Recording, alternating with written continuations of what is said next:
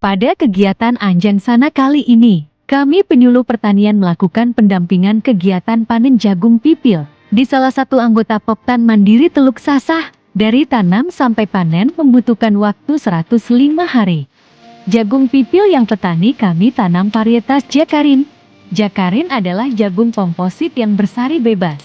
Berbeda dengan jagung hibrida F1 yang hanya bisa ditanam sekali dan harus membeli benih baru.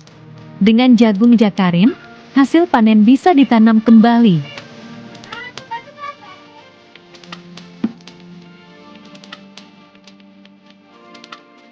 Setelah dipanen jagung akan dilakukan proses pemipilan dan dijemur sebelum dijual.